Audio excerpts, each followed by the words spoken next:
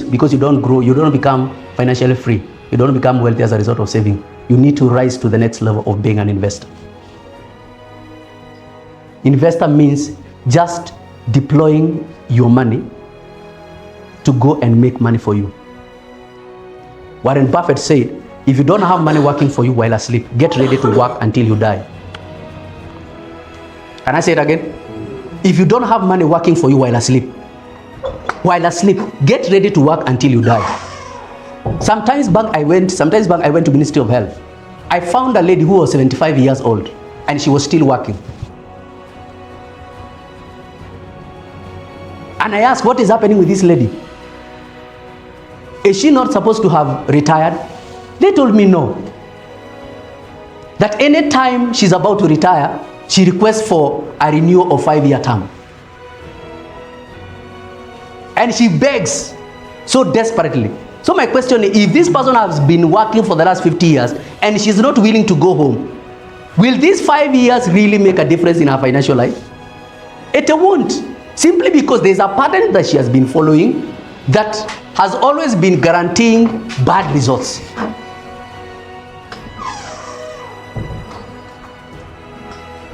And you see, for your financial life to work, you don't need 15 years or 20 years. It's been proven statistically, you need only between 5 to 10 years, irrespective of your age. As long as you make that radical decision and say that my financial freedom, the journey to riches and the journey to wealth is beginning today.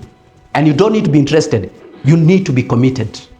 Many people who are interested. 5 to 10. 5 to 10. If we begin this journey today, and be serious, if we begin this journey today, it's been proven statistically. I'm a living testimony. 5 to 10, even if you have been bewitched. And the most unfortunate thing, even if we don't make decision, 5 to 10 years will still come to an end. 5 to 10 years, don't forget this. If we don't do anything from here today, 5 to 10 years will still come to an end. My question is, by the time 5 to 10 years are coming to an end, what difference will you have made in your financial life? Apart from growing old. Are you satisfied with the contribution from your investment to your total income? Maybe the interest, maybe you have bought bonds, shares, stocks. Are you satisfied with whatever you are getting from shares, from bonds? Maybe you have something in money market fund. Are you happy with what you are getting as a return? Number 19, do you feel you have a brilliant financial advisor or a team of advisors? Do you feel? It's a question. It's either yes, no, I don't know. There is no for the answer. And you're supposed to know these things. This is why you are supposed to be true to yourself and tell yourself the truth. Number 20, do you feel you have sufficient life insurance coverage? I always say, especially we as men, it's better even if you have to die, leave your people rich. Leave your wife and children rich. Let them not suffer even at your death. That is where the insurance policies comes in. We have things like education policies. We have. You see, you suffered in primary. You suffered in high school in terms of school fees problems. You suffered in campus, and you are not willing to change the genesis of that problem. And the basic thing, it is to offer an education policy to your child. A simple thing. So you are waiting until your daughter or your son joins high school, and then your son or daughter becomes an emergency. And then you start calling us. We will not pick your phone calls. This is something you can begin to work at an early stage, irrespective of the amount. And those who are married, I advise both parties to take an insurance policy. You as Sam, take an insurance policy, then your wife will be the beneficiary. And also make sure she has taken also an insurance policy and she makes you the beneficiary. In case one of you dies, the other benefits. Because women normally think it is we are the only ones who go first. Who told you? You can also die before us. But women, they think that we as men will be the first ones to go. Shock on you. 21. Do you have a plan for your children's college?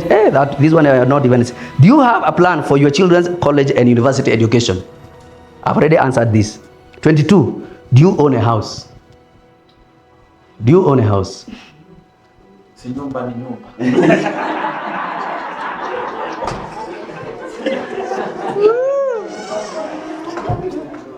How many of us own a house? Hata kama ni Manyata. At least tuanzie hapo kwanza. Do we own a house? Do we long to own a house? Then things have to change from today. By the grace of God. By the grace of God. At the age of 28, I was living in my own home. Na si ya ushago in the city of Nairobi. Let me clarify. Usidhani ni ya ushago. Tangu si Manyata. So my own is not a Manyata. In the city of Nairobi, at the age of 28, I was living in my own home. But it was after suffering rent problems, and I realized this problem, I have to solve it. So I had to get angry. And that is why, for our financial lives to change drastically, there has to be that moment you say enough is enough. And let me tell you, if you never say enough is enough to poverty, poverty will never get enough of you. Sindio mami? Mpaka siku yenye utasema mimi nimechoka na hii maisha ya hii salary haitoshi. Yaani unaitumia, unafaa kulipa on 30th, by 25th umeitumia yote. So lazima uchoke, and until you say enough is enough, poverty, financial crisis, financial problems, financial rat race will never get enough of you. It's called a holy anger. Enough is enough. That's why the Bible says Jacob in the Bible, he wrestled with the angel of the Lord the whole night. Why? Because he was tired. And then he told the angel, you have to change my name drastically. You have to change the state of our financial life. It is you telling yourself, my financial state has to change. And the final one, almost. Do you have a plan to retire in comfort? I told you an example of a woman, 75 years. Can you imagine? Wewe cheka tu. Na ile barabara umechukua ni hiyo. Ni hiyo. Na maybe someone like me came and spoke to her and she was laughing. That's why information is not power. It's just a potential power. It becomes power the moment you implement what you have learned. And that is why I encourage all of us, let it be the day one of beginning this journey. Building wealth is not a one-day event. It is a process. And you see, we are dealing with the problems that originated from your forefathers. Because your grandfather was broke and poor. Your dad broke and poor. And again, the same pattern is coming for you.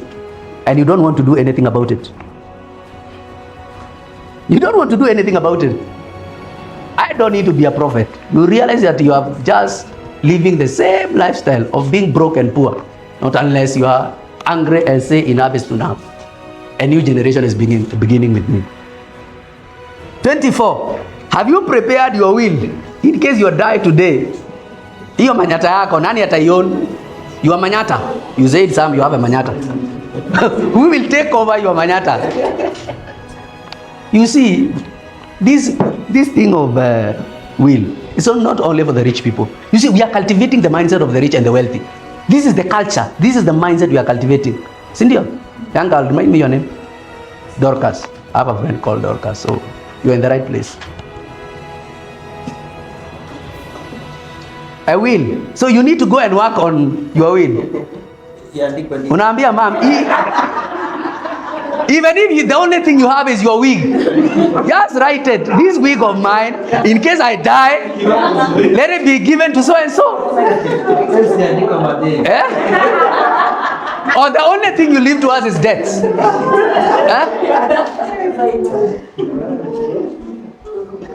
The other day one guy died and I realized the only thing he had was a motorbike. At least he left the motorbike. In case you die today, what will you leave? Mami ukienda, sisemi unaenda. But at a point all of us will go, si ndio? Ukienda utaacha nini? Uniform. Robin Sharma said, he said, in case you die, what will people say about you? That is the number one question. And then he said again, who will cry in case you die? Who will cry? Nani atalia? Is it, who will cry? The day you die, who will cry? And usually you see, the quality of the people that will cry is a determinant also. Will the president cry the day you die? Or even your girlfriend will not cry. Your boyfriend will not cry. So the day you die, who will cry? Who will weep and say, oh, Nicholas, Langat, Sam, who will cry? That is why, again, another quote. The quality of life is not in the longevity. It's not in the longevity of life. The quality of life is not in the longevity of life, but it is in the value you offer to humanity. So sahi, mi hata nikienda sahi, God for real bid. At least Daudi atanikumbuka, si ndio David?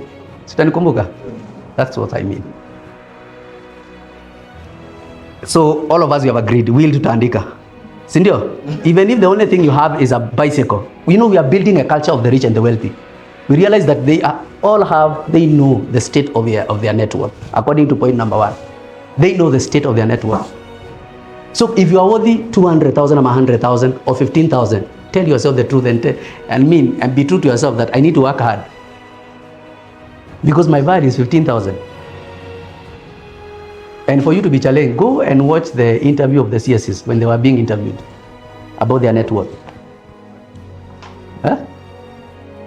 So watch that interview and ask yourself, what is your value? Then begin today to write your will. Sini sawa? Do you agree? The most important thing, by the way, when it comes to savings and all these things, it's about the building the mindset of the rich and the wealthy.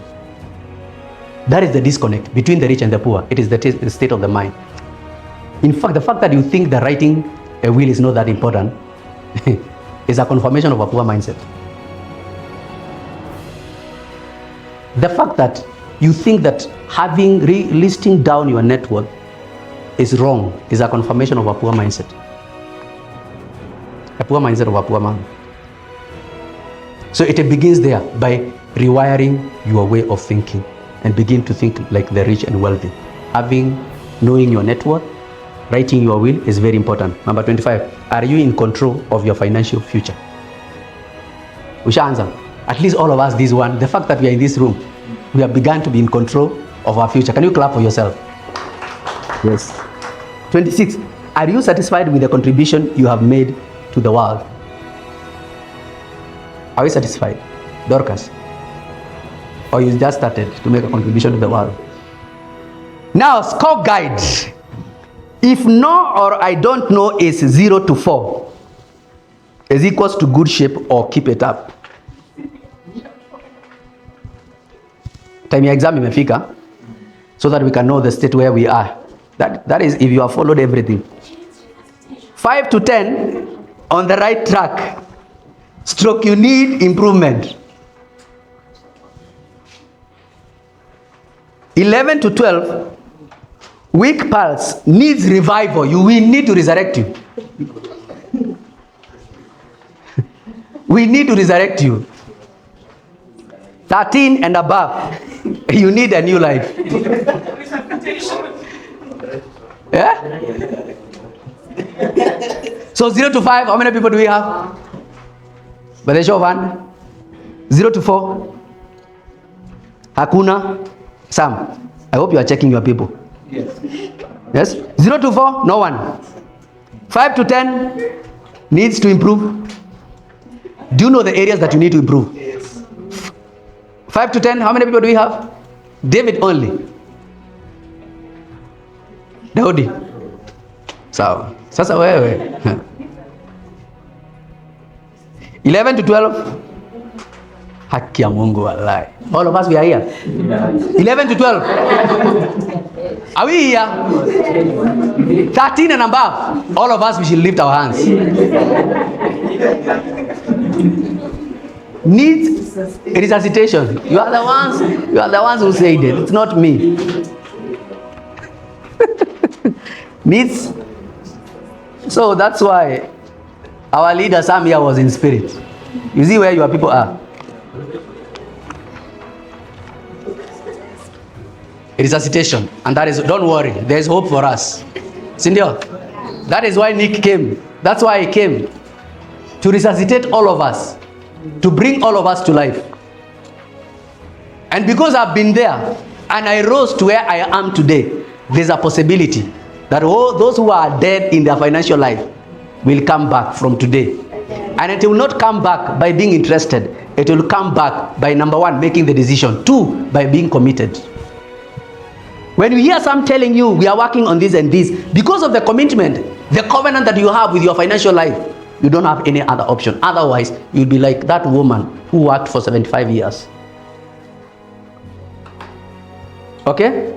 Now, today, because we are done with this, I want to, because all of us, we trust God to become financially free. We trust God to become rich. And we trust God to become wealthy. All of us, we want to become, and it is the desire of God. The Bible says in that John 1:2, that is King James Version. I like King James Version. I don't know why. And this is the Bible that Paul was using. If you didn't know. King James Version.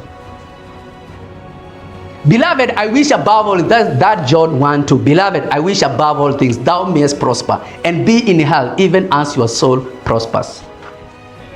That soul is a combination of three things. What and what? That soul is a combination of the mind, the will, and the emotion. So all the other prosperity will depend on the prosperity of the soul. That is the mind, the will, and the emotion. And the dominant, the controller, the captain, the CEO of the soul is the mind. I just started. The CEO. You know what the signature of the CEO means in this institution? It's like nothing can proceed until the CEO signs and stamps. That's how the mind is as far as your life is concerned. And in that particular, your financial life. So if your mind does not approve about your well-being, your financial freedom, riches and wealth, forget about financial freedom and forget about wealth. The determinants will be the state of your mind.